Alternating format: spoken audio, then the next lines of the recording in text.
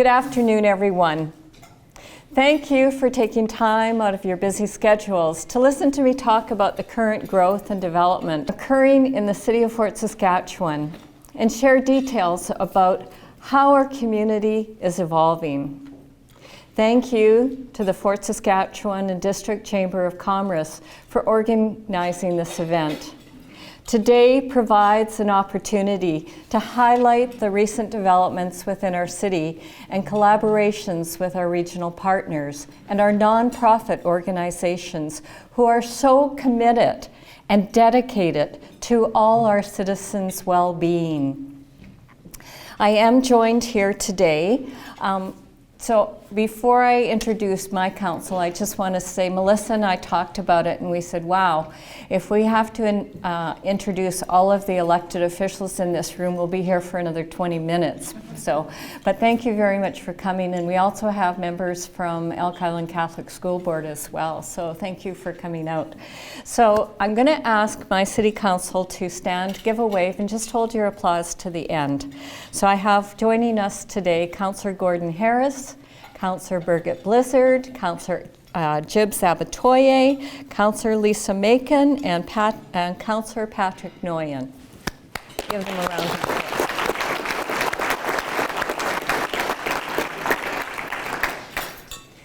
So I'm just going to say this City Council is a dedicated group representing a wealth of diverse opinions and extensive experience, and we are collectively committed to steering our city towards a bright and promising future.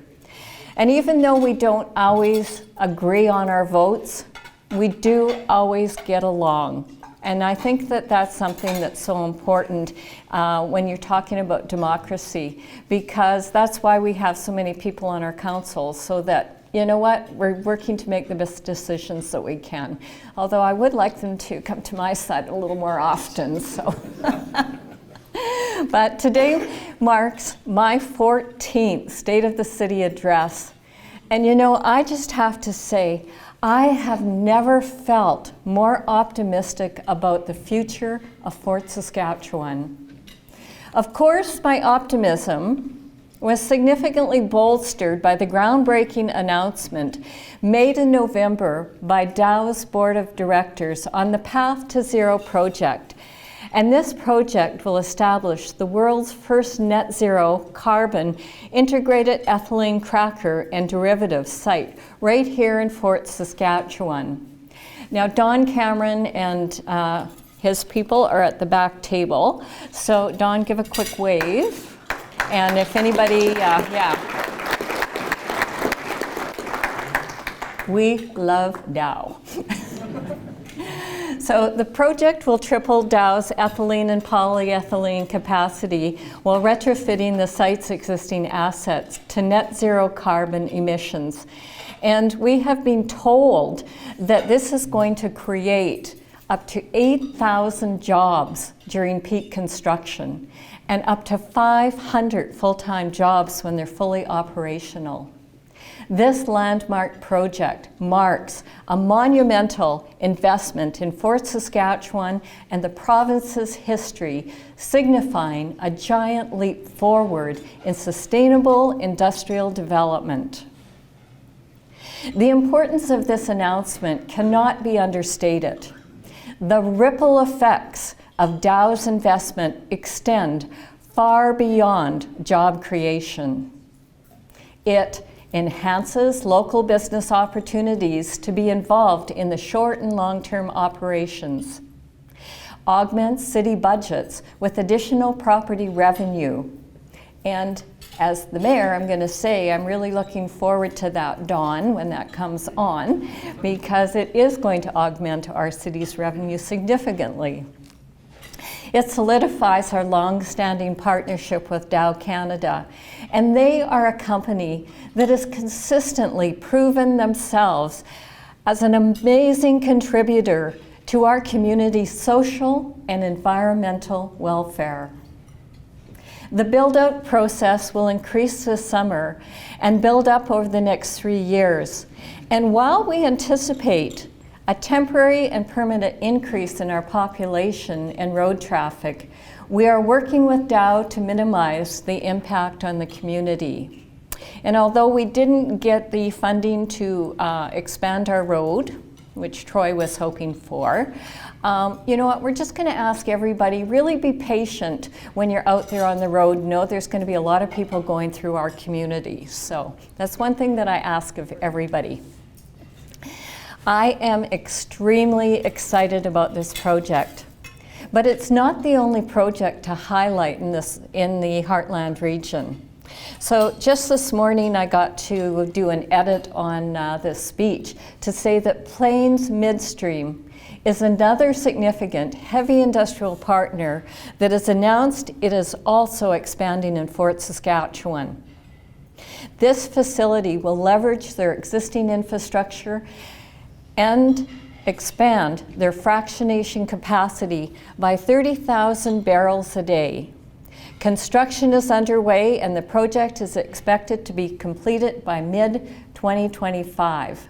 Now, I don't have the authority to tell you how many millions, but it will be in the millions. So stay tuned for that information because it is another very exciting one for our community. Yes.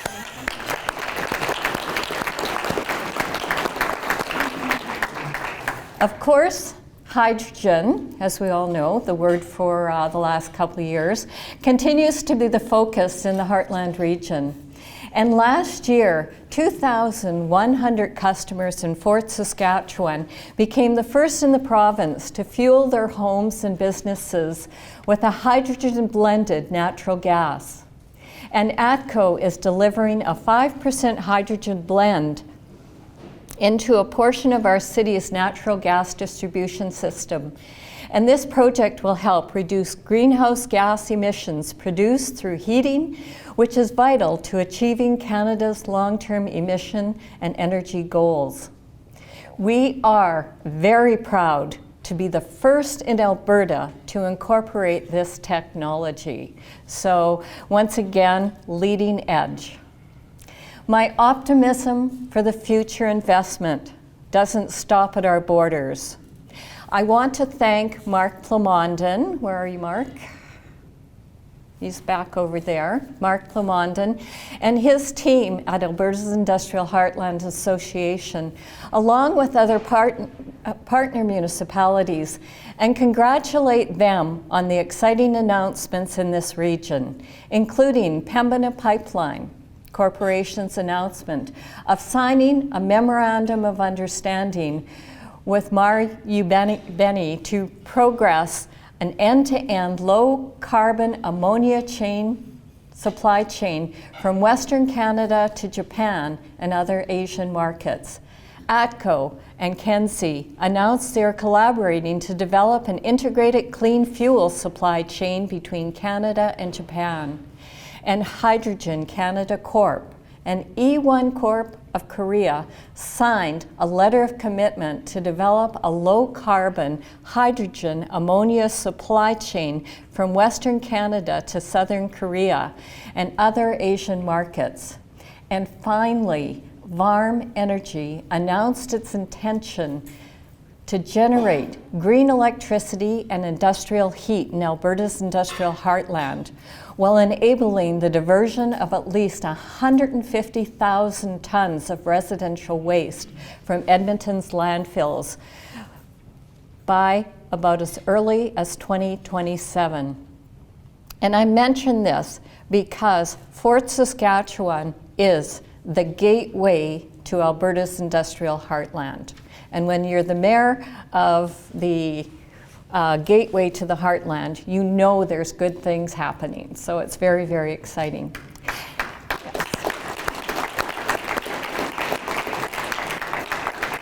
I'd like to take this moment, though, to recognize and congratulate Alberta's Industrial Heartland Association on celebrating their 25th anniversary. This milestone is a testament to the dedication of Lamont County, Sturgeon County, Strathcona County, and the City of Edmonton, and of course, the City of Fort Saskatchewan, for having a vision of what heavy industrial zone could achieve if partners just work together. The Heartland is a true success story, and I tell you, I am so proud to be one of their board members working with them. So let's give all of these partners, and let's give Heartland a round of applause. So in addition to supporting major industrial projects, the city continues to support our small, medium, and large-scale businesses. Fort Saskatchewan is a leader in the development of focused incentive packages that include the Heartland Incentive Program for heavy industry, a new light to medium industrial development program, which is currently in development and will be launched soon. And we know this is really going to make a difference for TAG Developments, who is also joining us here today and doing so much work. So if you've been to the entrance coming in from the east, of course, they were able to attract John Deere to be able to be a real focal point when you come into Fort Saskatchewan. And I'm just going to say, my grandson, he's a farmer and he loves it out there. So stay tuned for that one. It is underway. Our Downtown Development Incentive Package, which helps bring more diversity and vibrancy to our downtown core, is another one. And our Business Development Incentive Program, which is now open and accepting applications. Local businesses are encouraged to apply for any of the ones they may be eligible for, including the storefront improvements, equipment and technology, marketing, education, and export supports. So for my heckling group, if you haven't got those, they're awesome. The Downtown Action Plan has been focused on adding new murals and gathering spaces, along with the revitalization of 104th Street. And this is wrapping up in 2024. So Council understands that with this wrapping up, we are now transitioning to a strategy to focus on promoting private downtown development. And this will begin by engaging local realtors, thank you for being here, business owners, thank you for being here, and developers to define and address investment opportunities and challenges in our downtown. I trust you will agree with me that these investments in Fort Saskatchewan and the Heartland region are making our economy grow and creating exceptionally high-paying jobs. And while other municipalities envy us sometimes with this industrial success, this growth will also cause our population to increase. And I'm surely a little anxious about the fact that it's going to lead to a strong demand for housing. I know when I talk to my our realtors, they tell us it's going pretty good, and they're shaking their heads there. So Fort Saskatchewan, just some information, experienced the highest number of housing starts since 2015. In 2023, 181 new single-family homes were constructed. 232 when you add semi-detached and townhouse units. And we anticipate this pattern is going to continue as we witness the ongoing expansion. The 2023 census showed a 6.24% growth since 2019. And this is very impressive. But it's also a little bit scary because these new residents are going to need new homes, and they don't always want single detached dwellings. Therefore, as a community, we need to ensure Our community has diverse housing options and can provide increased program and services just to keep up with the demand of the new population that's coming here. But I believe our city is in an excellent position to fulfill the growing demand across the entire spectrum. Some of this demand includes affordable housing, and that's a topic that we talk about all the time. So we have developments like the Muriel of Durham Court on 99th Street, which provides 83 units of near-market housing priced at approximately 20% below market levels. This project has been well received in our community. And given the demand for this housing type, it is no surprise that this facility has already reached its full capacity with an extensive waiting list. For 2024, this is where it really gets exciting, folks. I am very pleased to welcome Leica Developments, who have just acquired the remaining portion of the old hospital lands adjacent to Dr. Turner Lodge. Their plans include a multi-phased, mixed-use residential development with over 10,000 square feet of commercial space and over 400 residential units. Construction is expected to be underway by this fall.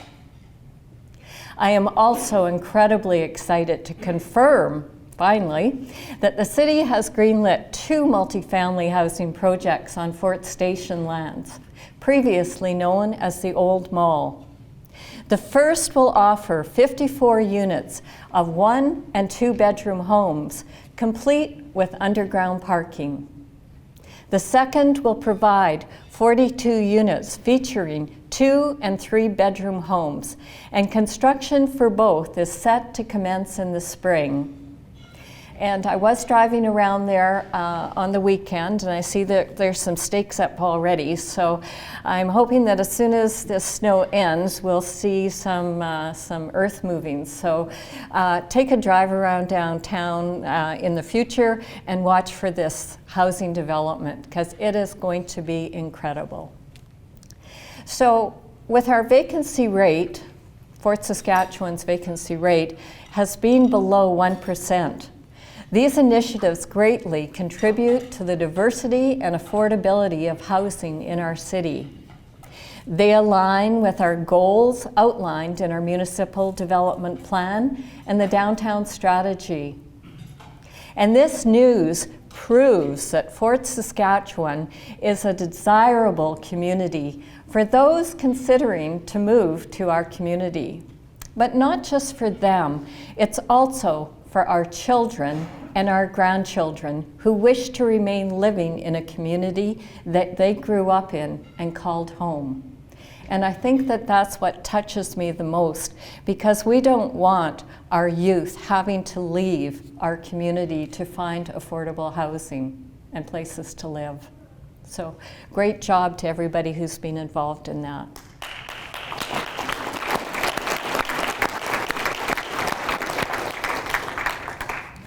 So our commitment to enhancing our residents' quality of life remains paramount as we continue to navigate through an era of robust economic activity and demographic growth. We must continue to invest in our infrastructure to ensure that our city services are maintained at a high level. Our most high-profile project underway is the rejuvenation of our Jubilee Recreation Center, our premier spectator ice arena, undergoing an $18 million upgrade. And this enhancement extends the lifespan and elevates the experience for our teams and sport spectators alike. I heard that. I'm pleased to report this project is on schedule and within the budget, with completion expected in the fall of 2025. The city's commitment to enhancing quality of life infrastructure is evident in many other projects. Last year, we celebrated opening our new transfer and eco station and unveiled a new outdoor playground in the historic precinct. And I hope you saw the picture of it up there. We cut the ribbon on the new Leslie McMillan Park in South Fort Meadows, which includes a long-awaited outdoor arena. And this park is named in honor and dedicated to a long-time volunteer and philanthropist in our city, Leslie McMillan. So I am just, it was just so wonderful to name this park after her. And I want to thank Andrew Usnick for agreeing to name that park. So I don't think Andrew's here today, but it goes a long ways when we can name something after somebody like this. We supported the Lions Club in their efforts to expand our campground in Turner Park, and that expansion is currently underway. We closed a portion of River Road, thereby adding to our vast trail system and beautiful enjoyment of our beautiful river valley. And if you haven't been down there, it's a great day trip. In the coming years, City Council will review future infrastructure needs and continue to update our capital plan. Two major... Okay, Rod. He just wants to be on the live streaming here. Two major projects currently being discussed are the new aquatics facility and the necessity for a second fire hall to accommodate current and future growth. I reflect on the significant changes that we have made in our fire hall, including new equipment, new staffing, improved response times, and enhanced training and qualifications for our fire crew. This past year, we saw the evolution of our fire department with the introduction of a second 24-hour shift, doubling our emergency response capacity. And we have done well in keeping up with the city's growth and modernizing and enhancing the department. And I really appreciate our fire chief when he came to meet with us and said, you know what, we're doing a good job, but we can do more better. So, you know what, he came to council and council agreed, and he has already got all of this in action. So thank you very much. I know Todd is in here as well if anybody wants to talk to him. So, council continues also to have a strong relationship with our RCMP members. Having recently attended the RCMP annual town hall, I'm proud of their ongoing engagement with the community. Council was advised that the city can expect a larger shadow population with the expansion that could impact our community as the industrial expansion moves forward. It was determined that a staffing expansion plan for the RCMP needed to be approved, which will add new officers over the next 3 years to ensure community safety is a top priority. As our city grows, our transit service becomes more desirable and required to ensure our residents can move around the community and the region. Due to ongoing concerns with our current commuter service, administration connected with Strathcona County to discuss the feasibility of utilizing their busing services to meet our commuter needs better. So starting July 2024, passengers will be able to take the bus from Fort Saskatchewan to Sherwood Park Bethel Transit Center. And from there, riders can travel to many destinations within the city of Edmonton and throughout Sherwood Park. And our residents have said that this enhanced partnership is going to be so valuable to them because many access doctors in Sherwood Park.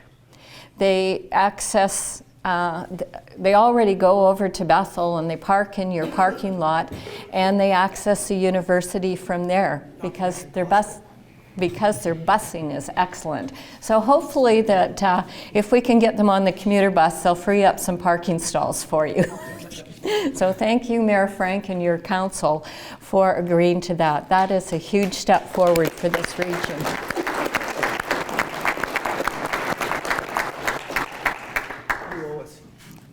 Always. This partnership is enhanced by the implementation of the ARC card, a regional payment card system that allows the riders to take transit across the region seamlessly. So I encourage, if you haven't tried the ARC card, get one so that you actually know what your passengers are experiencing. Our City Council participates in many significant boards and committees to ensure the success